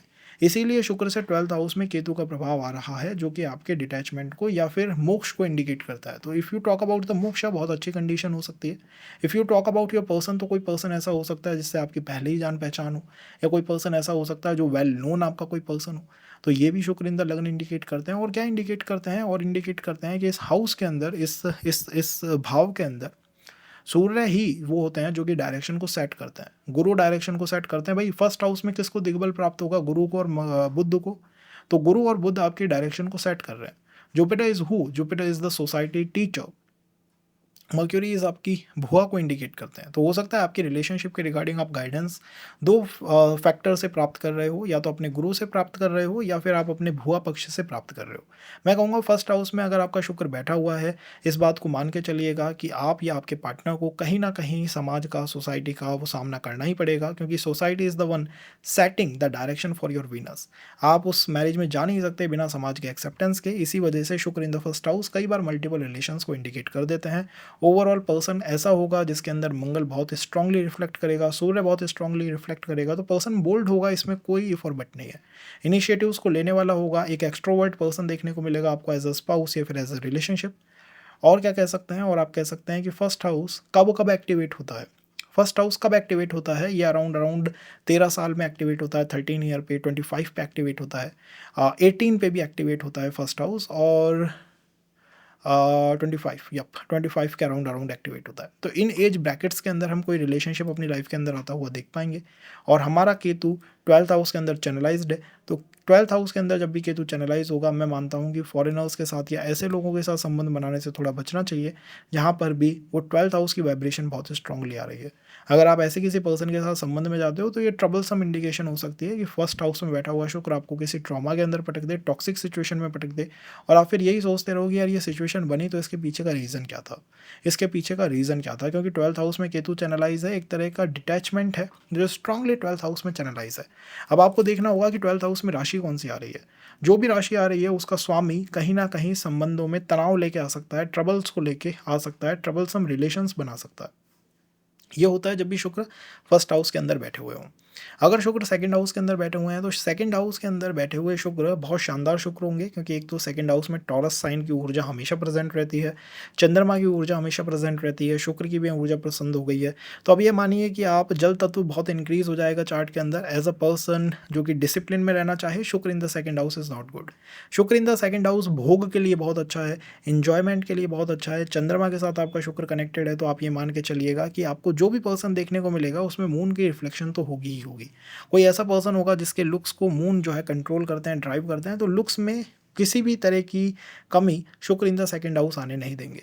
केतु से यहाँ पर बैठे हुए शुक्र को बहुत गहरी समस्या है। तो आपके पर्सन के अगर फेस पे कोई तिल या कोई मार्क या कोई निशान है, थोड़ा सा यहाँ बचना चाहिए। इवन लगन के ऊपर केतु का प्रभाव बहुत ज़्यादा है। तो शुक्र इन द सेकंड हाउस तो अटैचमेंट को इंडिकेट करते हैं, भोग को इंडिकेट करते हैं। बट क्योंकि लगन के ऊपर केतु का प्रभाव है, पर्सन की पर्सनैलिटी ऐसी हो सकती है, उसका बिहेवियर, उसकी अप्रोच खुद की ऐसी हो सकती है जो खुद डिटैचमेंट में रहता है, खुद ऐसा रहता है जो आइसोलेशन में रहता है। अदरवाइज सेकंड हाउस के अगर आप शुक्र को किसी भी तरह से समाज से जोड़ दो, आप पब्स में जाना शुरू कर दो, आप इंजॉय करना शुरू कर दो, ये इतने संबंध लेके आएगा जिसकी कोई लिमिट नहीं है। इसके ऊपर लिमिट कहाँ लगी है कि केतु का प्रभाव 12th हाउस पे आ रहा है, जो कि आपका फर्स्ट हाउस हो गया। तो आपके फर्स्ट हाउस पे कॉज केतु का प्रभाव आ रहा है, कहीं ना कहीं आप खुद अपने आप को वो लिमिट या कंट्रोल सेट करने की कोशिश कर रहे हो। केतु कॉज लगन को फर्स्ट हाउस पे रिफ्लेक्शन दे रहा है, आपको सेकंड हाउस में बैठा हुआ प्लैनेट शुक्र इस तरह के किसी रिजेक्शन को लेके आ सकता है कि आपको स्वयं से नफरत हो जाए, स्वयं की पर्सनालिटी से नफरत हो जाए, या जब भी आपको कोई पर्सन मिले आप अपने लुक्स से, अपनी बॉडी से, अपने अपने पैटर्न से, अपने बिहेवियर से एक तरह का डिटैचमेंट महसूस करो कि यार ये जो चीज़ें हैं शायद ये मेरे ही अंदर सही नहीं है, ये सामने वाला सब कुछ कर रहा है वो सही है। That also happens whenever Venus sits in the second house. Person कब आ सकता है? मून की दशा के अंदर आ सकता है, और एज ब्रैकेट्स के अंदर सेकंड हाउस के एक्टिवेशन में 14 ईयर का योगदान होता है, 14 साल के आसपास एक्टिवेट होता है, 20 ईयर्स के आसपास एक्टिवेट होता है, और उसके बाद ये 26 के आसपास एक्टिवेट होता है। तो आप इन 2-3 एज ब्रैकेट्स के अंदर अगर किसी पर्सन से मिले हो तो वो शुक्र के ही द्वारा आपको दिए गए पर्सन्स हैं, ये इंसान हैं, लोग हैं। और आई थिंक सो कि शुक्र इन the second house performs very well. उसको समस्या आ रही है केतु से, लगन के ऊपर केतु का प्रभाव है, शुक्र इन द सेकंड हाउस देखते ही आप कह सकते हो पर्सन की पर्सनालिटी पे केतु का प्रभाव है। यहाँ अगर रिलेशन ब्रेक करेगा तो पर्सन ऑकल्ट के अलावा कहीं जाएगा ही नहीं, क्योंकि उसकी लगन पे केतु का प्रभाव है। आप तो आपके पर्सन से मिलते ही अपने अंदर आती हुई कमियों को देखोगे कि मेरे अंदर कितनी कमियां हैं। तो आपका पर्सन तो एक्सट्रोवर्ट हो सकता है, बट आप इंट्रोवर्ट बन जाओगे in the relation for sure whenever Shukra sits in the second house. आपकी ग्रोथ शुक्र के ऊपर डिपेंड करती है, तो मैं तो कहूँगा कि मैरिज पे या रिलेशंस के ऊपर आपकी ग्रोथ जो है डिपेंड करती है। हो सकता है एक ही रिलेशन बनने के बाद आप अपनी ग्रोथ को बाउंस अप होता हुआ देखो, लेकिन पर्सन की पर्सनैलिटी पे को शुक्र का केतु का प्रभाव है। हो सकता है कि एक पॉइंट पे आने के बाद आप स्वयं मना कर दो किसी संबंध में आगे बढ़ने से या आगे जाने से। दो आपका पर्सन कितना भी लुक्स में अच्छा हो, कितना भी बोलने में अच्छा हो, कितना भी क्रिएटिव हो, कितना भी सुंदर ऊर्जाएं वो सेकंड हाउस की दिखाई दें, लेकिन लगन पे केतु का प्रभाव हमें दूर कर देता है, हमें डिटैच कर देता है, हमें आइसोलेट कर देता है। हमारे एनवायरनमेंट को ऐसा बना देगा कि हमने जिस एनवायरनमेंट में जीवन जिया है, या जिस क्षेत्र के अंदर हमने जीवन जिया है, जहाँ पे हमारी ग्रोइंग हुई है, हमने जहाँ पे सब कुछ सीखा है, वहाँ पे केतु का हमेशा प्रभाव रहा। केतु के प्रभाव की वजह से वो सेपरेशन, वो आइसोलेशन हमेशा वहाँ पे बना रहा। That also happens whenever Venus sits in the second house of the birth chart. Overall एक अच्छी पोजीशन बन सकती है, बट ध्यान रखिएगा कि ये सेकंड हाउस है। जैसे ही पर्सन मिलेगा आप खुद इंट्रोवर्ट हो जाओगे। पर्सन तो हो सकता है एक्सट्रोवर्ट का एक्सट्रोवर्ट ही बना रहे। अगर यहाँ लगन में कोई और प्लैनेट आके बैठ गया तो उस पर भी केतु का प्रभाव आएगा, वो फिर भी ठीक है। लेकिन अगर यहाँ लगन में जो राशि आ रही है या जो उसका प्लैनेट है, उसकी दशा, उसकी अंतर्दशा में या तो रिलेशन बनेंगे या फिर वो फेल करेंगे, वो पीड़ित होंगे। तो इनका हमें ध्यान यहाँ पे रखना चाहिए। ये एक तरह से मैरिज में डिले की पोजीशन हो सकती है, और फैमिली के साथ वो विरोध इन द मैरिज देखने को मिल सकता है कि वो family arrange versus love marriage के विरोध यहाँ पे सेकंड हाउस शुक्र की वजह से देखने को मिल सकता है। इसीलिए तो पर्सन की लगन पे ही केतु आ गया है कि वो फिर सबसे आइसोलेट रहने लगा है, दूर रहने लगा है। अगर ये शुक्र वेल बैलेंस्ड है, अच्छी राशि के अंदर बैठा हुआ है, उच्च का है या मजबूत है, मित्र राशि के अंदर है, तो आप चीज़ों को फिर भी बेटर मानिएगा। और अगर विपरीत कंडीशन हो गई तो कोई पर्सन आपके प्रपोजल को ऐसा ठुकराएगा कि आपको स्वयं से नफरत यहाँ पर कॉज ऑफ फर्स्ट हाउस होने लग सकती है। तो ये भी हमें ध्यान रख के चलना चाहिए। अगर हम शुक्र इन द थर्ड हाउस, अगर शुक्र फोर्थ हाउस में होते तो क्या हो जाता? शुक्र फिफ्थ हाउस में होते तो क्या हो जाता? शुक्र फोर्थ हाउस में होते तो फोर्थ हाउस आपकी रिलेशनशिप के मैटर को गाइड करने लग जाता। यहाँ पर शुक्र थर्ड हाउस में है तो थर्ड हाउस आपकी रिलेशनशिप के बारे में बताएगा। थर्ड हाउस के अंदर जो प्लैनेट बैठे हुए हैं, जो इसके अंदर उच्च के होते हैं, नीच के होते हैं, जो इसे देखते हैं, वो सब आपके रिलेशनशिप को डिसाइड करने में अपना योगदान देने लग जाते हैं। थर्ड हाउस में आप क्या मानते हो? थर्ड हाउस के अंदर मिथुन राशि आती है। मिथुन राशि मैथुन की राशि है। सेक्सुअल रिलेशंस को शुक्र in the third house indicate करता है। शुक्र in the third house Rahu के प्रभाव क्षेत्र में बना रहता है, इसकी वजह से मल्टीपल रिलेशंस को इंडिकेट कर देता है। शुक्र in the third house communication, short travel बहुत इंपॉर्टेंट रोल प्ले आउट करेंगे आपके रिलेशनशिप के अंदर। और शुक्र जिस भी हाउस के अंदर बैठते हैं उसे पिछले हाउस में केतु की वाइब्रेशंस चैनलाइज रहती ही रहती है, क्योंकि यहाँ पर शुक्र आपके थर्ड हाउस में बैठे हुए हैं। 12th हाउस कौन सा होगा? जो पिछला हाउस है, सेकंड हाउस। तो सेकंड हाउस में केतु की वाइब्रेशन होंगी। आपकी फैमिली के अंदर कहीं ना कहीं आपको वो केतु का प्रभाव क्षेत्र देखने को मिलेगा ही मिलेगा। आप ये पाएंगे कि जैसे ही मैं किसी रिलेशनशिप के अंदर आता हूँ मेरी ग्रोथ हैम्पर हो जाती है, ग्रोथ रुक जाती है। या फिर आप ये महसूस करेंगे कि जैसे ही मैं किसी रिलेशनशिप के अंदर आता हूँ मैं बोल ही नहीं पाता, मैं अपनी तरफ से कुछ कह ही नहीं पाता, क्योंकि second house is the house of speech. ये आपके बोलने का भी भाव है। जैसे ही आप सेकंड हाउस को केतु से चैनलाइज कर दोगे आपके परिवार में एक दूरी आ सकती है। थर्ड हाउस में बैठे हुए शुक्र के साथ मैंने कई बार देखा है पर्सन का main fear in the relationship केवल इतना सा होता है कि इस रिलेशनशिप को अगर आगे चलाया गया तो इसकी वजह से परिवार में दूरियां आ जाएंगी, परिवार में डिफरेंसेस क्रिएट हो जाएंगे, डिस्टेंस क्रिएट हो जाएगी। इसी वजह से यहाँ पर बैठा हुआ शुक्र मल्टीपल रिलेशंस को भी इंडिकेट करता है, अदर कल्चर के रिलेशंस को भी इंडिकेट करता है। डिफरेंट कास्ट कल्चर यहाँ पर बहुत प्रोमिनेंट रोल प्ले आउट करेंगे इन द रिलेशनशिप, और रिलेशनशिप के अंदर आप मान के चलिएगा कि आपकी सिटी, आपके आसपास के क्षेत्र, सिटीज़ जो हैं वो बहुत इंपॉर्टेंट रोल प्ले आउट करने वाली हैं, क्योंकि third house is the house of short travel. छोटी यात्राओं को करने से संबंधों की जो ग्रोथ है या संबंधों का इंक्रीज आपको देखने को मिलेगा ही मिलेगा, और कहीं ना कहीं रिलेशन बनने के बाद या फिर मैरिज होने के बाद भी एक different opinion from the family यहाँ इंडिकेट होगा, परिवार से अलग रहना इंडिकेट हो सकता है। तीसरे भाव को आप और क्या कह सकते हो, तीसरे भाव को आप अष्टम से अष्टम कह सकते हो कि अष्टम से भी तो अष्टम है, क्योंकि ये अष्टम से अष्टम है, इसके अंदर वो मिस्टीरियस कॉल हमेशा प्रेजेंट रहेगी, और कहीं ना कहीं वो मिस्टीरियस कॉल ही ऑकल्ट का रूप ले लेगी।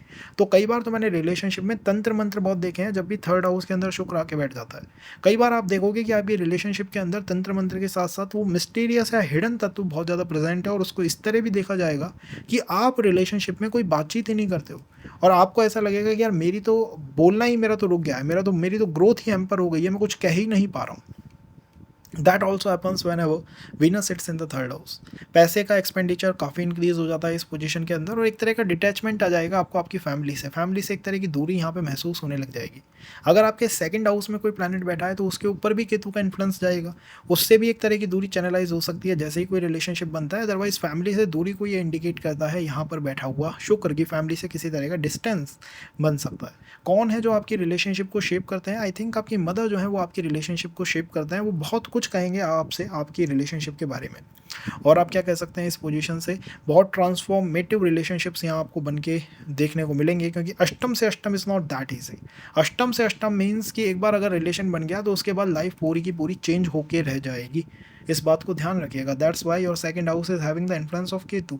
आप महसूस करेंगे कि मैं कुछ कह नहीं पा रहा हूँ क्योंकि केतु का सेकंड हाउस में इम्पैक्ट आ गया है, इन्फ्लुएंस आ गया है। जितने रिलेशन फेल होंगे उतना ही केतु सेकंड हाउस में स्ट्रांग हो जाएगा, और पर्सन या तो ऐसा जीवन जिएगा जिसमें वो परिवार से दूर है, या वो ऐसा जीवन जिएगा जिसमें उसने तंत्र को गले लगा लिया है, तंत्र मंत्र को एक्सेप्ट कर लिया है। सो ये सारी चीज़ें थर्ड हाउस में बैठे हुए शुक्र इंडिकेट कर सकते हैं। अगर यहाँ पे शुक्र फोर्थ हाउस के अंदर बैठ जाएंगे तो fourth house is the house of सुख, समृद्धि। फोर्थ हाउस में किस प्लैनेट के पास डायरेक्शनल स्ट्रेंथ होती है? शुक्र के पास, चंद्रमा के पास।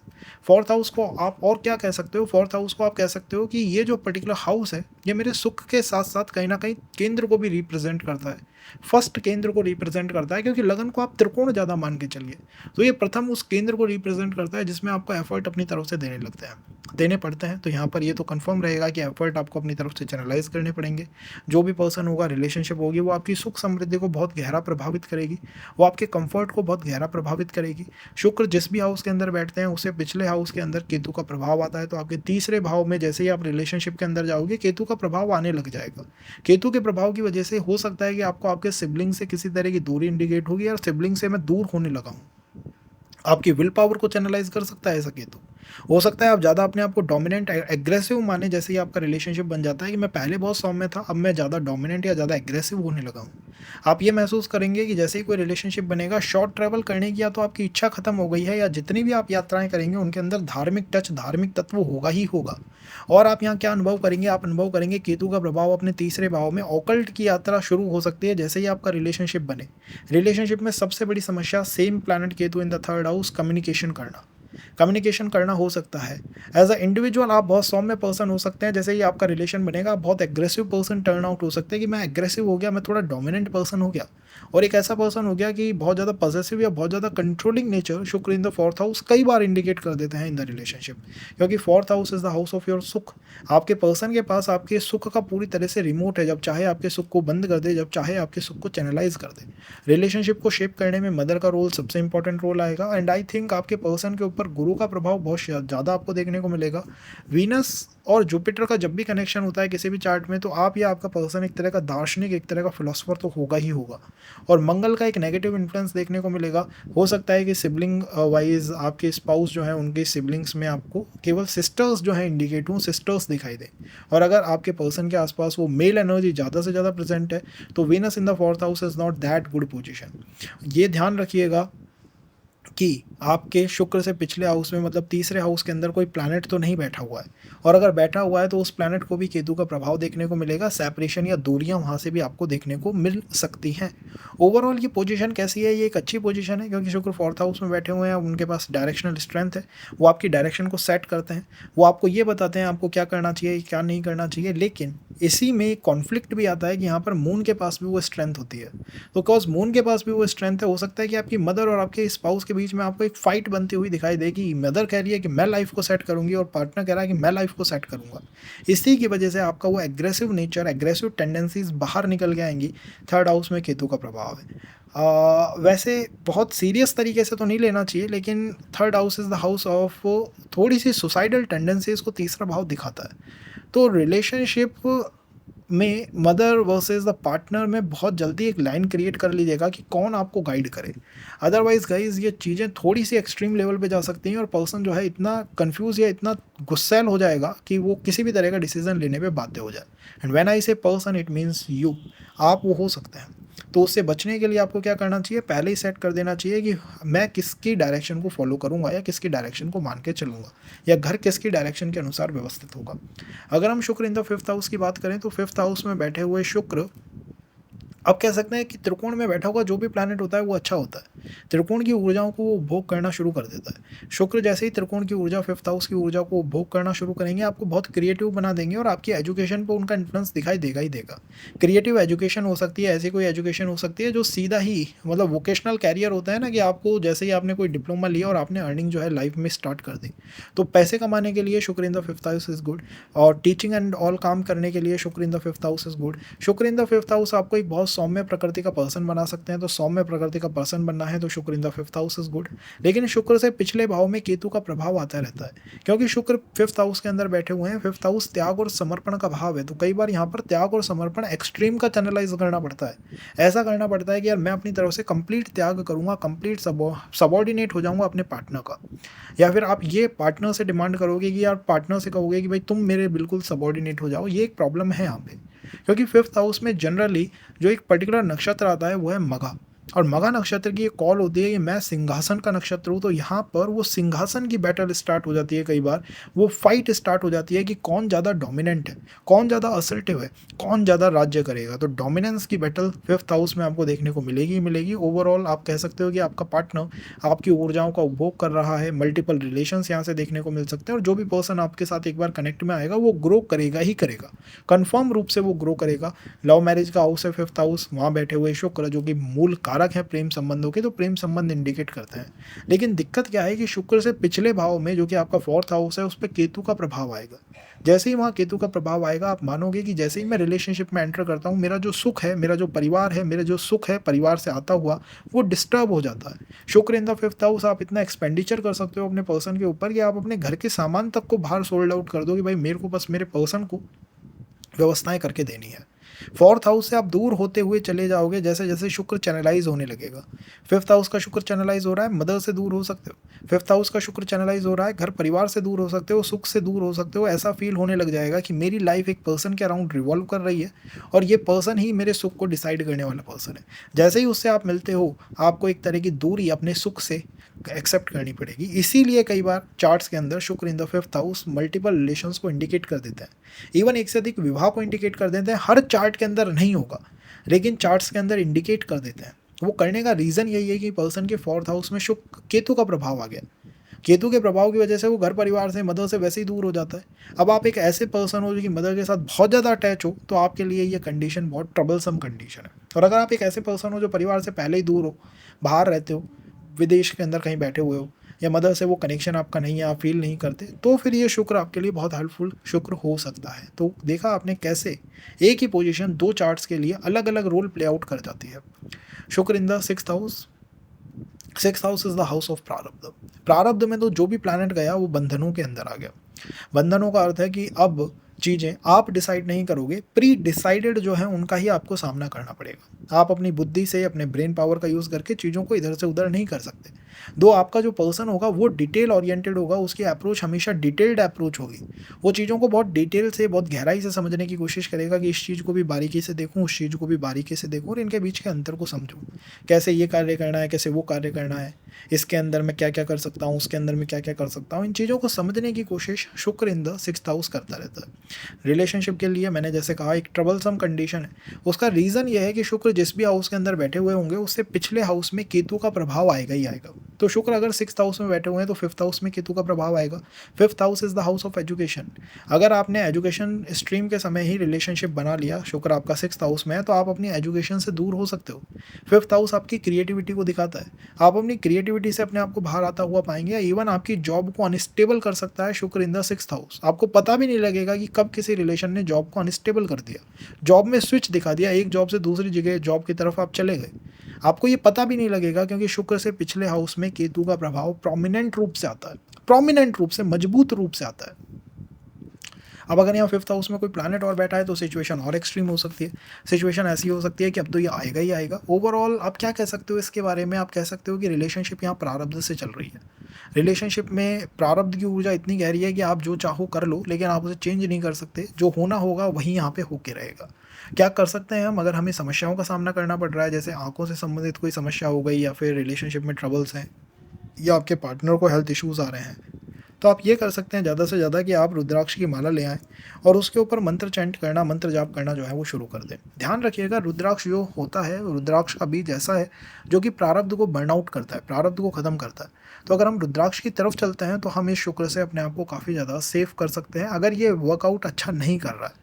और अगर ये वर्कआउट अच्छा कर रहा है तो फिर कोई ट्रबल ही नहीं है, क्योंकि फिर no matter what happens, but आपकी रिलेशनशिप हमेशा ही अच्छी चलेगी। तो एक ही प्लैनेट है, लेकिन वो दो डिफरेंट कॉल को जनरेट कर सकता है। मैं मानता हूँ कि ओवरऑल 6th हाउस का शुक्र अच्छा है, आपको एक अच्छा पर्सन ला के दे सकता है, लेकिन आपका जो पर्सन होगा वो इतना डिटेल ओरिएंटेड होगा कि हर चीज़ की गहरी छानबीन करने की कोशिश वो है बार बार कर सकता है। That is the trouble, that is the issue with the शुक्र in the 6th house. 6th house के शुक्र के साथ ये एक ट्रबल होती है। 5th हाउस में केतु का प्रभाव है, तो 5th हाउस के केतु की वजह से रिलेशंस या लव मैरिज से एक तरह का डिस्टेंस या एक तरह का सेपरेशन कभी भी इंडिकेट हो सकता है। शुक्र इन द 7th हाउस हो तो guys 7th house is the house of spouse. Spouse का कारक हाउस है। स्पाउस के कारक शुक्र वहाँ पे बैठे हुए हैं। आपने सुना भी होगा, कारको भाव नाशा है, कारक भाव का नाश कर देते हैं।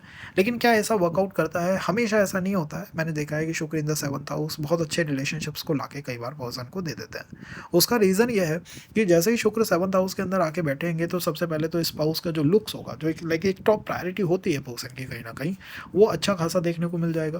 लगन के ऊपर इन्फ्लुएंस आ रहा है तो आपकी प्रकृति सौम्य हो जाएगी, आपका बिहेवियर, नेचर, एटीट्यूड भी सौम्य हो जाएगा, इवन पर्सन का बिहेवियर भी सौम्य आपको देखने को मिलेगा। Whenever Venus sits in the 7th house, आपकी इच्छा हो जाएगी लव मैरिज करने की, क्योंकि लगन कुंडली क्या दिखाती है कि मेरी डिज़ायर क्या है, मुझे क्या प्राप्त करना है। और आप क्या कह सकते हैं कि शुक्र से जो पिछला हाउस होगा उसके अंदर केतु का इन्फ्लुएंस आएगा ही आएगा। तो शुक्र अगर आपका 7th हाउस में बैठा है तो 6th हाउस पे केतु का प्रभाव हो गया, और 6th हाउस में आना भी केतु का ही प्रभाव चाहिए भाई, प्रारब्ध तो तभी कटेगा। तो मैरिज बहुत अच्छा एक रोल प्ले आउट करेगी यहाँ पर। रिलेशन तो हो सकता है थोड़े नेगेटिव रहे, लेकिन मैरिज जो है वो बहुत अच्छा रोल प्ले आउट कर सकती है, क्योंकि प्रारब्ध बर्न आउट होगा, प्रारब्ध कटिंग होने लग जाएगी, प्रारब्ध खत्म होने लग जाएगा। और आप क्या कह सकते हैं अबाउट शुक्र इन द 7th हाउस? अच्छी अलाइनमेंट है, एक बेटर अलाइनमेंट है, एक सेफ अलाइनमेंट है, पॉजिटिव अलाइनमेंट है। ट्रबल कहाँ पे है या दिक्कत कहाँ पे है कि 7th हाउस जो है वो दशम से दशम है। 10th हाउस से 10th हाउस से 7th हाउस केंद्र है, तो हमें एफर्ट अपनी तरफ से देने लगते हैं, पढ़ते हैं। और 10th से 10th होने की वजह से आपका स्पाउस हमेशा जॉब सिक्योरिटी की डिमांड करेगा। तो अगर आप एक ऐसे पर्सन है जिसकी प्रोफेशनल लाइफ सिक्योर नहीं है, जॉब लाइफ अभी सिक्योर नहीं हुई है, तो थोड़ा सा बचिए। अगर आपकी जॉब लाइफ सिक्योर है तो कोई दिक्कत नहीं है, क्योंकि यहाँ पर एक ही प्लैनेट है जो नीच का होता है 7th हाउस में, वो है सूर्य। अब सूर्य मीन्स फादर, आपके या आपके फादर इन लॉ।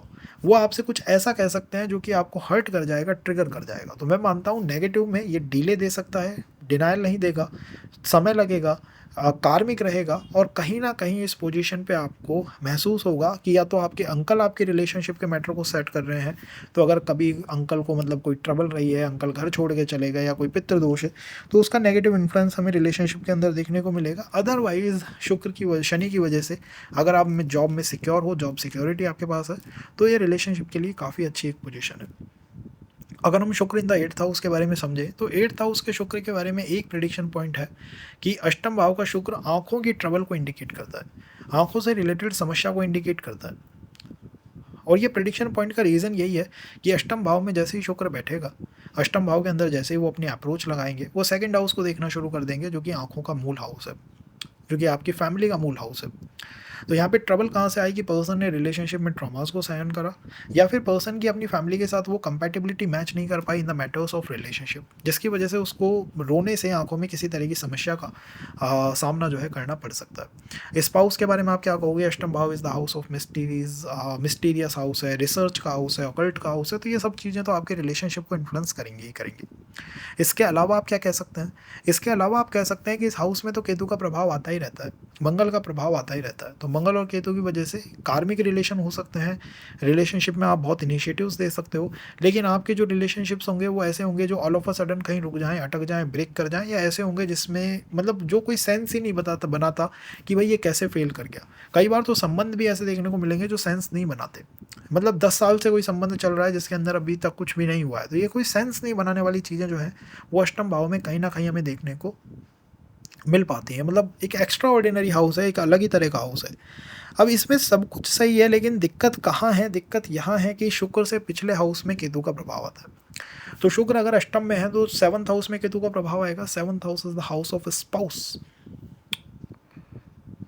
स्पाउस से दूरी या स्पाउस की पर्सनैलिटी केतु जैसे चेहरे पे अगर मार्क, निशान, कट कुछ भी देखने को मिलता है या एग्रेसिव पर्सन देखने को मिलता है, निकलिए, क्योंकि 7th हाउस पे केतु का प्रभाव है। हो सकता है रिलेशनशिप ठीक चले, लेकिन जैसे ही रिलेशनशिप बने वो मैरिज की तरफ ना जा पाए, उनको मैरिज की तरफ जाने में किसी तरह की समस्या का सामना करना पड़े, या फिर आपके पार्टनर के साथ वो जो कंपैटिबिलिटी है, पार्टनरशिप है, वो ब्रेक कर जाए, उसके अंदर ट्रबल्स आ जाए।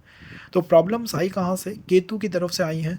सप्तम भाव पे केतु का प्रभाव आया है, इस वजह से आई हैं। आप अपने चार्ट के अंदर देखिए कि किस दशा के अंदर आप हैं। अगर आपको 7th हाउस में जो राशि आ रही है उसके स्वामी की दशा आती है, या 7th हाउस में कोई प्लैनेट बैठा हुआ है उसकी दशा आती है, तो इनसे सावधान रहना चाहिए। इनके अलावा अष्टम भाव का शुक्र जो है वो एक सिक्योर पोजीशन को इंडिकेट करता है। और जो प्रेडिक्शन पॉइंट है आपने और सेशंस के अंदर भी देख सकते हैं, लेकिन मूल ये है कि शुक्र से पिछले भाव में केतु का प्रभाव, इसकी वजह से कई बार ये मैरिज की ट्रबल्स को इंडिकेट करने वाली पोजीशन होती है कि रिलेशन एक से अधिक रहे, लेकिन जब भी बात मैरिज फ्रंट की आई 7th हाउस की, वो वर्कआउट नहीं कर पाए।